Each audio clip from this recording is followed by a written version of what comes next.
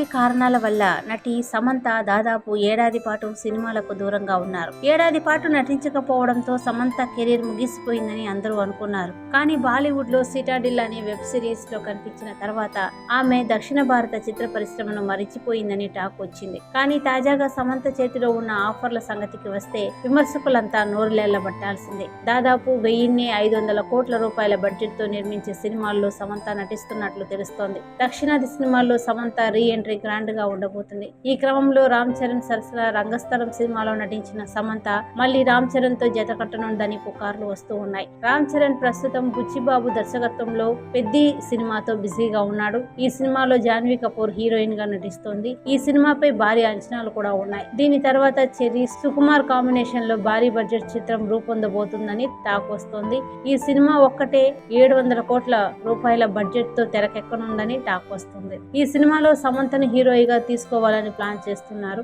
కాబట్టి ఈ సినిమాతో సమంత గ్రాండ్ రీ ఎంట్రీ ఇవ్వడం ఖాయమని తెలుస్తుంది. అంతేకాకుండా సమంత అల్లు అర్జున్ జంటగా నటించిన సన్ ఆఫ్ సత్యమూర్తి సినిమా ఎంత పెద్ద హిట్ అయిందో అందరికీ తెలిసిందే. ఇప్పుడు ఈ కాంబో మళ్లీ కలిసి నటించబోతుందని సమాచారం. ఈ సినిమా మరేదో కాదు, అల్లు అర్జున్ అట్టి కాంబినేషన్ లో రూపొందిన గ్రాండ్ సినిమా. ఈ పాన్ ఇండియా చిత్రం ఇటీవల అల్లు అర్జున్ పుట్టినరోజు సందర్భంగా గ్రాండ్ గా ప్రకటించబడింది. ఈ సైన్స్ ఫిక్షన్ చిత్రం కోసం సన్ పిక్చర్స్ దాదాపు 800 కోట్ల రూపాయల బడ్జెట్ ను ఖర్చు చేయనుంది. మొదట ఈ సినిమాలో ప్రియాంక చోప్రాను హీరోయిన్ గా తీసుకోవాలని అనుకున్నారు. కానీ రాజమౌళి, మహేష్ బాబు సినిమాలతో ఆమె బిజీగా ఉండడం కారణంగా ఈ సినిమాలో సమంతను హీరోయిన్ గా తీసుకోవాలని అట్లీ ప్లాన్ చేస్తున్నట్లు తెలుస్తోంది. ఈ సినిమా కథ సమంతకు కూడా నచ్చడంతో ఆమె గ్రీన్ సిగ్నల్ ఇచ్చిందని టాక్ వస్తుంది. అల్లు అర్జున్ కూడా ఈ సినిమాలో సమంత నటిస్తే చాలా బాగుంటుందని అనడంతో ఈ చిత్రంలో సమ్ముకు ఛాన్స్ దక్కే అవకాశం ఉందని సమాచారం.